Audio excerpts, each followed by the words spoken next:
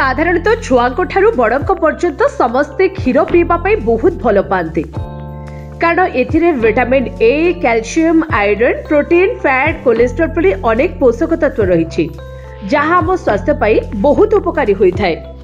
साधारणतः आम क्षीर को फुटाई पी था किंतु आपण जानी आश्चर्य हेबे कंचा क्षीर होउछि सौंदर्यर सिक्रेट। हाँ आज्ञा केवल शरीर नुहे त्वचा को सुस्थ रखिबा पई कंचा क्षीर बहुत सहायता करिथाय। कंचा क्षीर को पीले जे स्वास्थ्य उपकारी लाभ मिली न थाए बरं एहाको मुहरे लगाइबा द्वारा बहुत प्रकार उपकारिता मिली थाए। कंचा क्षीर को मुहरे लगाइबा द्वारा त्वचा उज्जवल हेबा सहित कोमल मध्य होई थाए।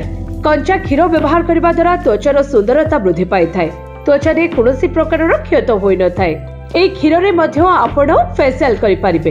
क्षीर रे थिबा पोषक तत्व त्वचा को पोषण एवं नमनीयता प्रदान करिबारे सहायता करिथाय। या द्वारा त्वचारे बयस वृद्धि पाइबा द्वारा मध्य त्वचारे कुंचन आसी न थाए। एथिपाई आपण सबुबेले कंचा क्षीर को मुहरे लगाई पारिबे। किछि समय लगाइबा परे सुखि जिबा परे आधा घंटा परे धोई दियंतु। एभली सबुदिन करिबा द्वारा आपणक त्वचा उज्जवल करिबा आरंभ होई जिवो। धूली एवं धुआ जोगु मध्य त्वचारे मଳି न लागि थाए। एथिपाई कंचा क्षीर रे महू मिसाई मध्य आपण मुहरे लगाई पारिबे काहेकि महू त्वचारे थिबा टैन को सफा करि थाए। तेणु प्रत्येक दिन आपण कंचा क्षीर रे महू मिसाई मध्य लगाई पारिबे।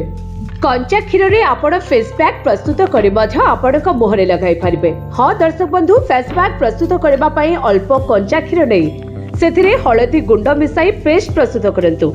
आउ एई पेस्ट को त्वचारे लगाई 10 रु 15 मिनिट पर्यंत रखिबा परे धोई दियंतु। एही पैक त्वचा को इन्फेक्शन रु रक्षा करबा सहित त्वचा संबंधी समस्या मध्य कम करिथाय एवं त्वचा उज्जवल करिथाय।